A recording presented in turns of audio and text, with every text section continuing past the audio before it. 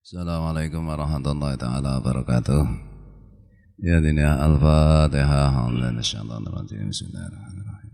Alhamdulillahi rabbil alamin arrahmanir rahim maliki yaumiddin. Iyyaka na'budu wa iyyaka nasta'in ihdinas siratal mustaqim. Shiratal ladzina an'amta 'alaihim ghairil maghdubi 'alaihim waladdallin. Amin. A'udzu billahi minasyaitonir rajim. Bismillahirrahmanirrahim. Alhamdulillahi rabbil alamin. Allahumma salli wa sallim wa barik ala sayyidina Muhammad wa ala alihi wa sahbihi wa ikhwanihi minal anbiya'i wal mursalin. Salawatullahi wa salamuhu alaihim ajma'in fi kulli waqtin wa hin. Amma ba'du, subhanaka la ilma lana illa ma 'allamtana innaka antal alimul hakim. La haula wa la quwwata illa billahil aliyil azim al azizil hakim.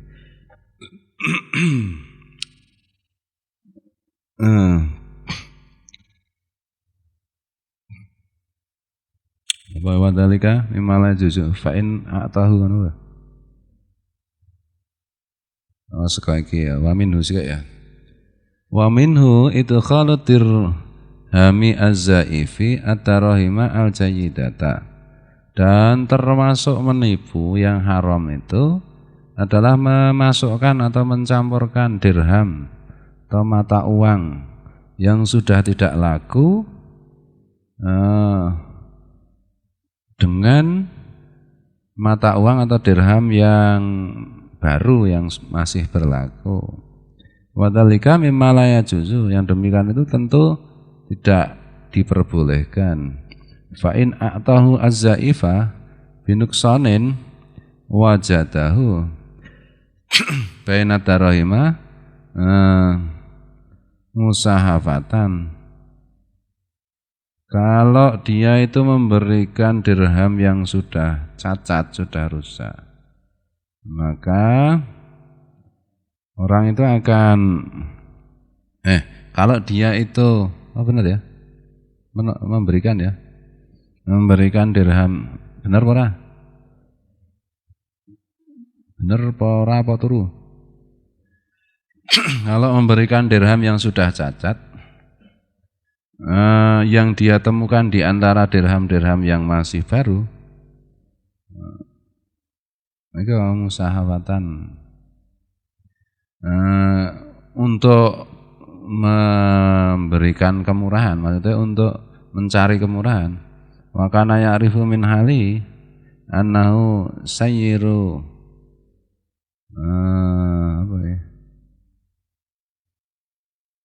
annahu apa iki?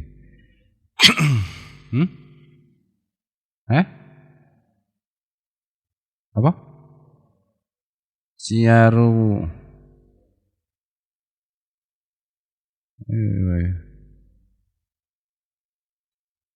Wis ngantuk mah le maca ora lancar. Siaru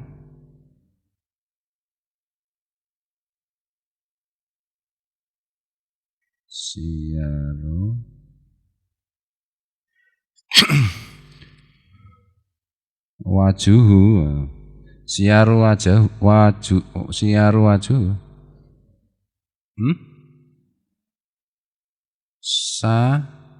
sayurawiju, bener sayurawiju ala muslimin akhara fi bainin sanin lam yahilla dzalika. Kalau dia itu memberikan mata uang dirham yang sudah lama, yang sudah cacat, dengan memberikan yang dia temukan di antara dirham-dirham yang masih baru, yang harganya masih mahal, dengan mengambil harga yang murah, dan dia tahu bahwa dirham yang sudah cacat itu nanti akan diberikan orang Islam yang lain dalam perdagangan berikutnya, yang demikian itu tidak diperbolehkan. Dirham itu kan mata uang zaman dulu. Kalau yang baru itu nilainya lebih tinggi daripada yang sudah lama, sudah cacat, sudah rusak. Mencampur yang baru dan yang lama itu kan tidak boleh. Yang lama ya harus disendirikan, yang baru harus disendirikan karena harganya berbeda. Itu kan dua, kalau zaman sekarang sama saja dengan dua mata uang yang berbeda atau yang wujudnya sama. Atau kalau lebih jelas lagi ya, kalau zaman sekarang antara mata uang yang asli dan mata uang yang palsu kan tidak boleh dicampur. Kemudian kalau memberikan uang dirham yang sudah cacat itu, yang harganya sudah rendah itu untuk satu keperluan kepada orang lain, dan kita tahu bahwa orang lain itu akan menggunakan itu untuk jual beli kepada orang lain berikutnya, orang Islam berikutnya, atau digunakan untuk mencampur itu lagi, nah itu tidak boleh juga. Sama dengan misalnya kita dapat uang palsu, misalnya kita dapat pembayaran 10 juta, ada 200, ada lembaran 100-an ribu 5 yang palsu. Itu tidak boleh kita gunakan. Nanti apalagi kalau kita sampai menjual uang palsu itu, yang kita tahu pasti nanti uang palsu yang kita jual itu pasti akan dipakai. Ya, itu ya tidak boleh. Nah, dalam Islam begitu. Memalsu uang tidak boleh. Menjual uang palsu juga nggak boleh. Nah, negara kan juga melarang begitu. Nah, agama itu sudah melarang terlebih dahulu. Fala khalasa minan naqdi ar-radi'i alladhi yukhalifu naqdal baladi illa bi ayyarmiyahu fi bi'rin wa nahwiha. Maka kalau seperti itu berarti kan tidak selamat dari apa ya, kurangnya apa ya, harga apa jenis, tidak selamat dari harga yang rendah yang tidak sesuai dengan harga yang ditetapkan di tempat itu. Illa bi ayyarmiyahu fi bi'rin. Nah, kecuali caranya ya dengan cara membuang itu ke dalam sumur, wanawiha dan yang sebagainya. Maksudnya uang palsu itu harus dimusnahkan. Jadi dirham yang sudah rusak itu mungkin tidak ada harganya, atau sudah tidak berharga, atau sudah tidak berlaku. Nah, kalau kita masih menggunakan itu, memutar uang itu, memberikan kepada orang dan lain-lain, itu nanti kita khawatirkan uang itu akan dipakai lagi. Padahal itu kan sudah tidak ada harganya. Sama dengan uang palsu. Kita misalnya dapat uang palsu ratusan ribu 5, ya dibuang saja. Jangan dipakai untuk membeli, jangan juga diberikan kepada orang lain. Ini loh. Apalagi menjualnya kepada orang lain. Memberi dengan cuma-cuma saja nggak boleh. Oh, itu uang palsu. Saya punya uang ratusan ribu, 10 lembar palsu semua. Saya dapatkan dari mungkin ada orang membayar saya. Ya, satu, uang itu harus saya buang saja, saya hancurkan. Jangan saya pakai untuk membeli, jangan saya jual, jangan pula saya berikan kepada orang lain, nanti dipakai lagi dong. Uang palsu harus dimusnahkan. Kama kana ya'malu dzalika ba'dus salafis shalih, sebagaimana yang demikian itu, menghancurkan uang palsu itu dilakukan oleh orang-orang soleh di zaman dulu. Au yadhabu bi ila saingi liyukhrija ma fihi minal fiddati al khalisati, atau uang palsu itu dilebur saja ke tukang membuat barang sesuatu. Kalau dulu dirham ya dilebur saja, diambil peraknya saja. Kalau sekarang misalnya uang palsu wujudnya uang kepingan logam yang itu palsu, ya diambil saja logamnya itu, dilebur, diambil logamnya, tapi jangan digunakan itu sebagai uang.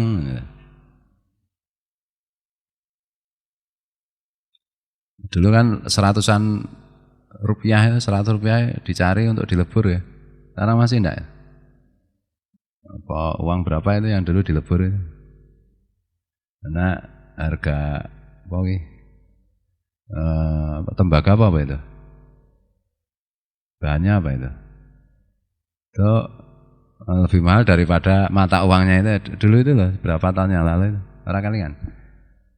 Ora kelingan wong pas turu kabeh. Turu mangan ndak kayak peleburan uang kan lebur ngono iki kira pembagian bubur iki. Ya wong iki melebur uang bukan melebur nasi. Fakunu hadza salihan. Yang demikian itu ya sudah semestinya. Wa yakunu al-ghassu alladzi fi min hasin wa nahwi nafingan ngala qadrihi. Dan dengan cara yang seperti itu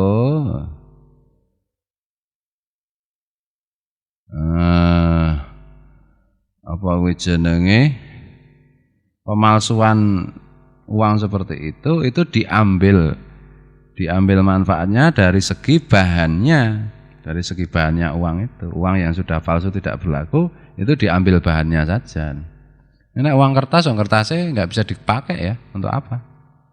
Nah, misalnya uang palsu itu wujudnya kertas ya, kertas itu cuma dilebur aja, ya bisa juga dilebur, jadi nanti bikin kertas bekas. Jangan dipakai mata uangnya, ambil bahannya saja. Waman lam tasmah nafsahu bidzalika falyahtaris min ahli darahimi azaifati allati la yajuzu al muamalatu ngalaiha. Siapa yang tidak memberi kemurahan pada diri sendiri, maksudnya itu siapa yang bersikap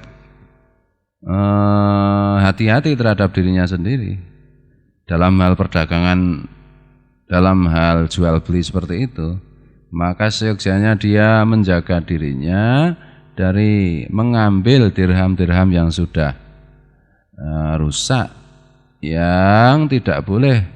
Memang dirham rusak itu sudah tidak berlaku, sehingga tidak boleh digunakan untuk jual beli. Wa idza waqa'a fi yadihi ad-darahimu azaifu wa kana ya'rifu sahibahu alladzi ngamalahu alaihi falyaruddahu ala sahibihi illam tasmah nafsahu bi itlafihi wa yurawijuhu ala muslimin akhara fayasamu bidzalika. Maka ketika orang itu di tangannya menerima dirham yang sudah rusak dan dia tahu siapa yang tadi memberi, ya, dikembalikan saja kepada yang memberi. Kalau memang dia itu mau hati-hati dalam hal kerusakan dirham itu, dan uang itu jangan digunakan kepada orang Islam lainnya, sebab yang demikian itu akan berdosa. Ya, sistem pembayaran itu kan dari zaman ke zaman, dari waktu ke waktu kan berubah. Awal-awalnya dulu belum ada mata uang, dengan cara barter, tukar menukar, ikan ditukar ayam. Saya punya ayam, kepengen punya ikan, ya pergi ke pasar. Saya temui orang penjual ikan, saya beli ikan, bayarnya pakai ayam. Barter. Karena belum ada mata uang, lama-lama muncullah emas, sesuatu yang berharga, batu-batu yang mulia itu. Kemudian batu mulia itu kan disenangi orang, dihargai mahal, digunakan untuk barter. Lama-lama dibuatlah angkanya, mata uangnya. Sampai sekarang. Dulu mata uang itu kan emas, perak itu dirham itu, kalau dinar itu dari emas. Nah, kalau lama dan baru kan harganya beda. Kenapa? Ya karena mungkin bobotnya sudah berkurang. Nah, tuh. Atau mungkin ya kalau udah lama udah nggak laku misalnya, kecuali bahannya saja. Dan lama-lama dikenal uang kertas. Nah, uang kertas. Lama-lama nanti uang itu hanya bentuk angka, seperti pulsa itu. Kita kan belum pernah melihat pulsa wujudnya apa, nggak pernah, cuma ada angkanya saja. Pulsa Anda masih 5.000, itu nggak kelihatan lah, angka. Sudah mulai seperti itu. Sekarang perpindahan kepemilikan uang kan bisa lewat angka itu, transfer itu kan hanya angka lah. Lama-lama hanya kayak begitu nanti. Udah nggak ada lagi uang yang berwujud apa jenenge kertas atau logam ya lagi. Uang itu hanya angka itu. Neng dini wis ngerampoknya merampok angka. Suatu ketika mungkin ya akan begitu. Kelihatannya akan begitu. Tapi ya masih lama, jangan khawatir. Terus nanti duitmu kamu tukar angka semua, ya nggak usah. Pelan-pelan banget. Mungkin 100 tahun lagi mungkin mata uang itu sudah nggak wujud. Kan sekarang ada uang yang internet itu apa? Mata uang internet yang dibikin anak-anak muda Amerika itu. Itu bisa ditukar uang beneran. Apa kayak jenis istilahnya?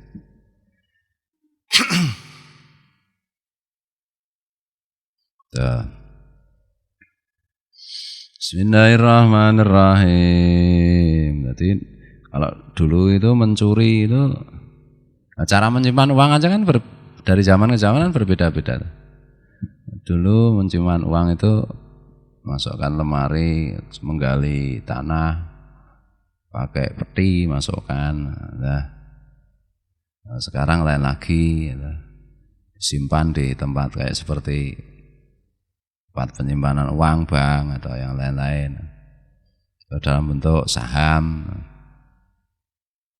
Nah, itu pelan-pelan itu akan menggeser cara perdagangan, cara hubungan ekonomi manusia. Alat jual belinya akan bergeser.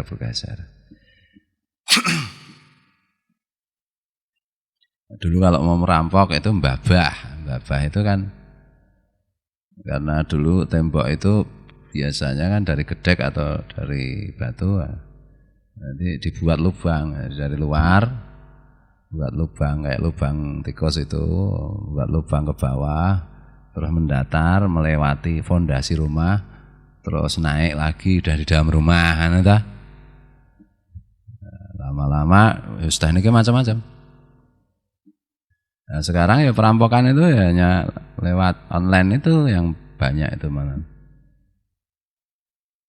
Merampok apa jenenge saldo rekening dan komputer dengan kalau dulu maling itu alatnya linggis, nah, skop dan lain-lain, ya.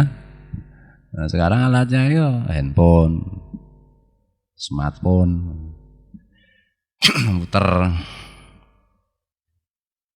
Kalau dulu maling itu keker-keker, kalau sekarang bisa kurus-kurus. Ya cuma butuh mencet. Ada. Oh, dulu kan harus gini. Kalau ketemu orangnya kan harus berantem. Kalau sekarang ya ketangkap polisi ya cuma cengengesan. Alat-alatnya cuma. Nah, makin lama makin kayak begitu.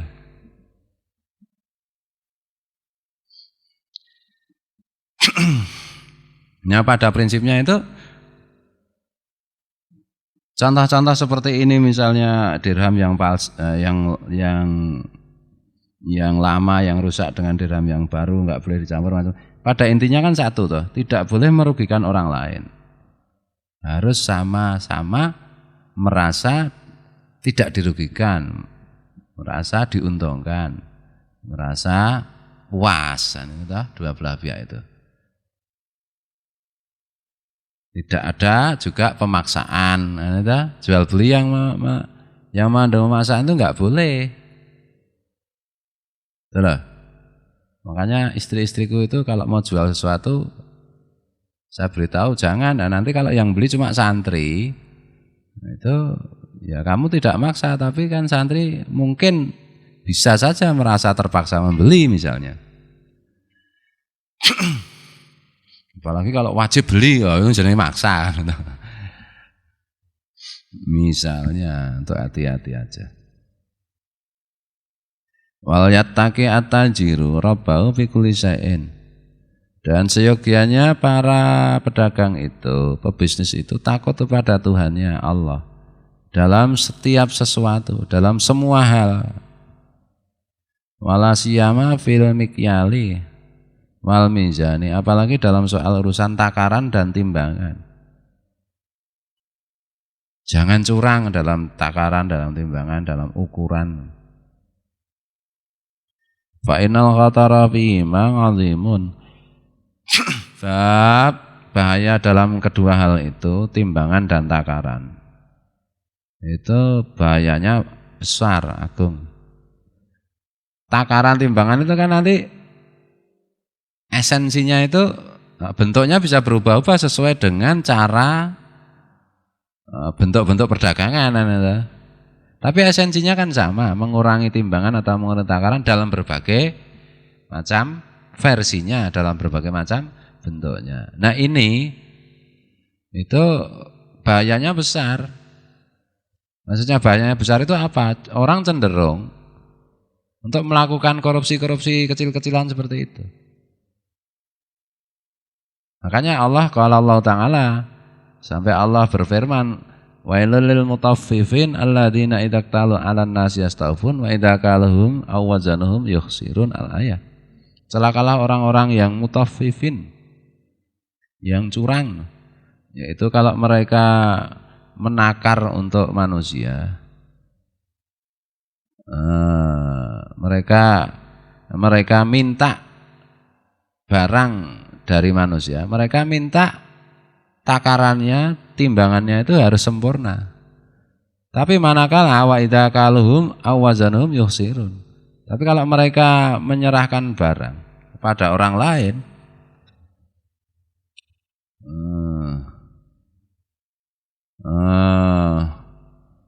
atau mereka meminta memberikan takaran atau timbangan untuk orang lain, mereka menguranginya. Korupsi lah sebenarnya. Karena itu halus banget dan tidak kelihatan. Beda kalau dengan tadi uang palsu, uang asli kan jelas-jelas nyata. Kalau ini kan ya tetap aja masih di batas-batas antara jujur dan curang ini lah. Sidik banget itu.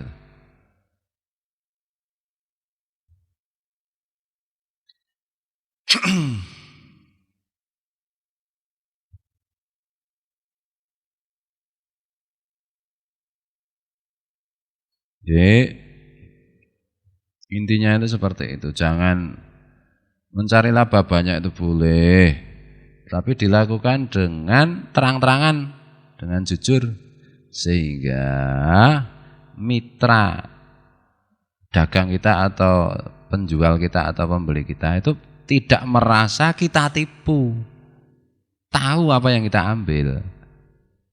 Adalah.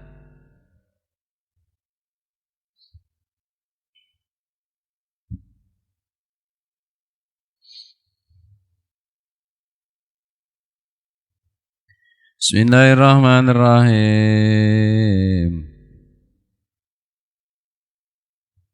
Mungkin nek sing turu mah ngimpi dagang nggih.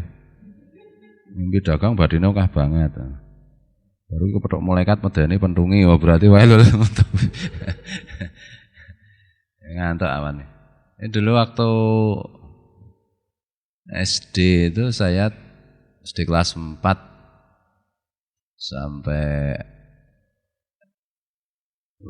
SD kelas 4, kelas 5, kelas 6 ya 3 tahun ya. Itu habis kan sekolahnya kan sampai zuhur. Habis zuhur jam 1:30, kira-kira jam 1:30. Sampai asar itu ngaji. Ngaji nahwu shorof. Nah, dulu tempatnya Pak Kiai Sifa itu ya radong aku ngenau. Sebelum deh, belum itu malah. Sebelum usia itu. Aku kelas 5 SD itu sudah nahu sorof di tempatnya Mbak Haji Mukti. Yang pulang bukan Pak De Siva, santrinya. Ya ikut-ikutan waktu itu. Ya orang ngantuk itu dulu. Orang sekarang itu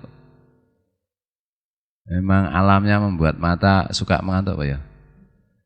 Mungkin karena panas, mungkin karena dulu enggak ngantuk. SD. Enggak kelas 4 lah. Kelas 2 SD sampai kelas 5 SD ya. Terus ngajinya bubar. Sing mulang ra ono, santrine ora ono mengkarek aku. Ya bubar ya. Ngajine Pak di Mbah Haji Mukti. Waktu itu belajar nahwu ya ora dong blas wong. Enggak tahu itu kelas sekian itu mungkin yang ngajar ya karena yang ngajar cuma santri tadi. Yang nerangke ya ora dong mungkin sing mulang we ra dong. Apa meneh murite kan ta. Ja'a Zaidun fangilu ja'a marfungun. Ya, tak takoni kenapa ja'a itu kenapa Zaidun dibaca rafa dan kenapa misalnya waktu itu aku kelas 2 SD. Kenapa tidak dibaca Ziyadun apa Ziyadin apa reson jawab. Bingung, kenapa dibaca ja'a? Ora diwaca ji'a. Reson jawab, wong santrine ya mungkin santri awal. Anggere takone enggak tahu, jangan tanya-tanya. Waduh. Saya ngajine bubar itu. Juleh kabeh liyane aku waktu itu. Terus Pak De Siva itu Kiai, manggil saya Kiai. Ini menika ngajinipun pun boten enten rencange nggih sing mucal pun boten purun. Niki nyuwun ngapunten pun leren ning ngaji. Nggih. Pak Deva kan biyen santrine Simbah. Intine iki ora le ngaji kuwi, intine le ra ngantuk iki lho, le awan kuwi lho. Kok terus bisa salat asar madrasah ning Al-Munajah itu. Nah, ustaz-ustaznya kan muda-muda semua itu. Salah satunya Pak Dukuh, Pak Ihsan. Ustaznya muda semua. Ya mulang aku ya minder doan. Dene iki ya tak pikir-pikir ya ning kono iki ya ngancani wong ngaji ya. Piye iki nek ngene iki ya. Ning wis ben yang penting menyang.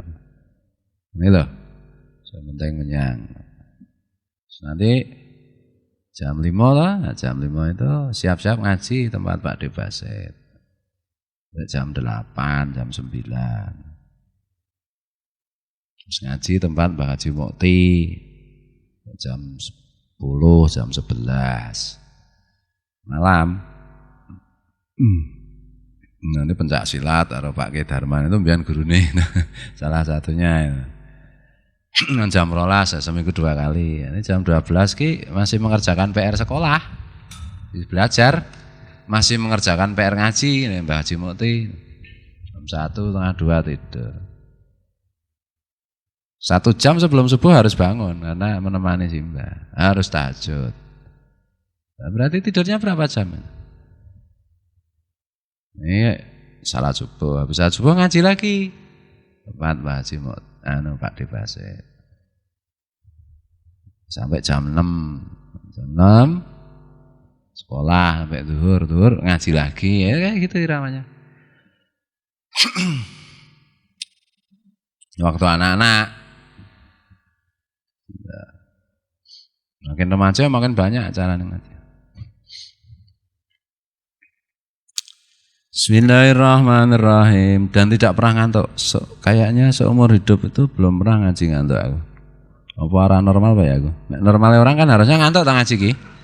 Iki kok orang ngantuk iki beda ya, orang normal berarti. Kalau ngaji mesti saya di depan sendiri. Enggak mantap kalau tidak depan sendiri. Enggak pernah sembunyi saya. Boleh amping-amping tembok belum pernah. Ngarep dhewe ya. Biar mau mati mau hidup pokoknya di depan sendiri. Bismillahirrahmanirrahim. Seandainya di belakang tempat Pak Dewet pernah itu beberapa kali di belakang itu karena sedang orientasi awal-awal berangkat ngaji ya saya lihat-lihat situasinya di belakang. Tapi 2-3 kali di belakang habis itu di depan sendiri.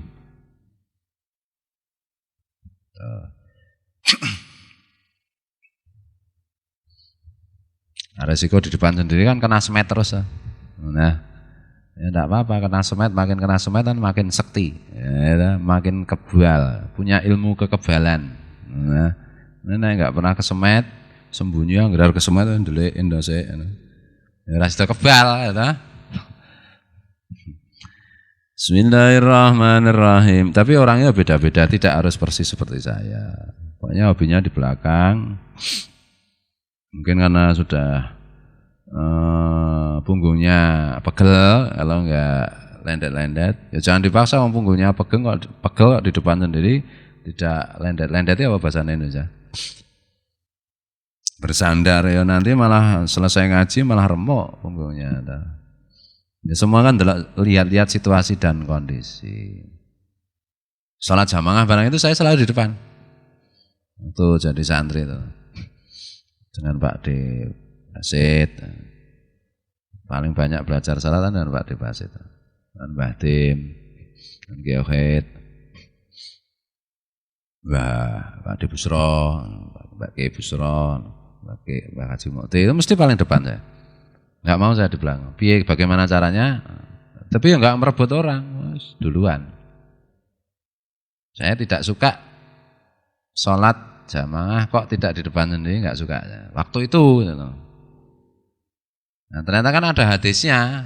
Kalau sholat jangan di belakang, nanti masuknya surga juga belakangan loh. Kan itu toh. Pahalanya itu paling besar sholat pertama kan itu toh. Saya enggak suka di belakang itu. Harus di depan.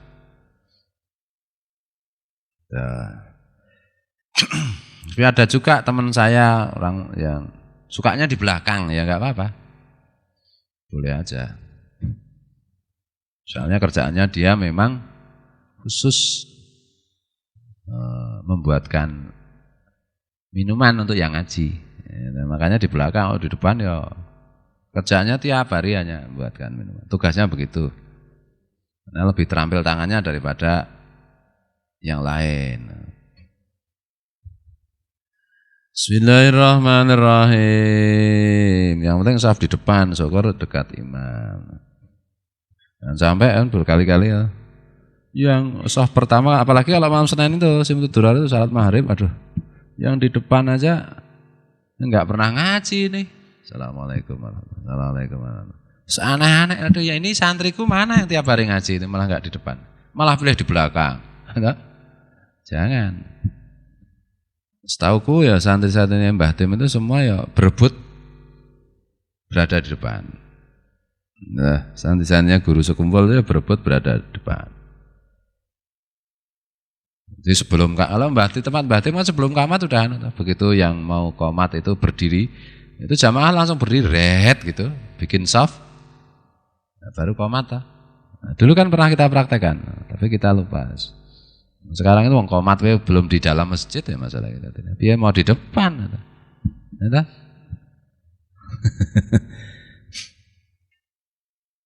nah, akhirnya kadang-kadang kalau malam Senin itu yang baru-baru yang nggak pernah ngaji malah di depan wah. Tapi ya nggak apa-apa tuh jelai ya. Jelai maksudnya iki sungguh aneh-aneh kok lah. Nah, yang di depan kan untuk contoh yang di belakang. Yang di depannya aneh-aneh gitu. Pokoknya kalau ada tamu kok dari kereta api saat subuh ayo wis kalah santri. Wong letangi kalah duluan. Gitu. Nah, ben liyane yang lain kan sudah, saya sendiri nggak apa-apa. Lah nggak bisa. Saya dulu tidak pernah mengharapkan santri lain memenuhi saf depan. Saya hanya berpikir bahwa saya harus memenuhi saf depan, santri lain terserah kalau saya gitu.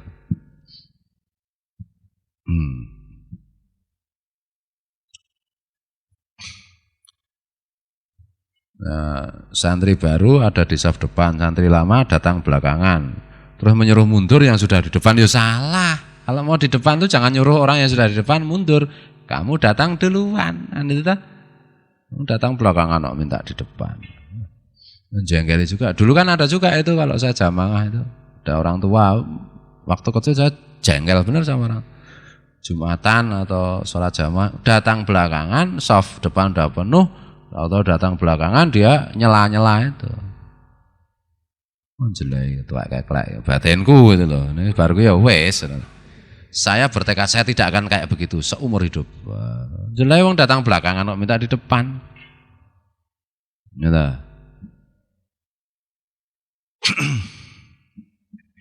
Ya selalu ada perkecualian ada.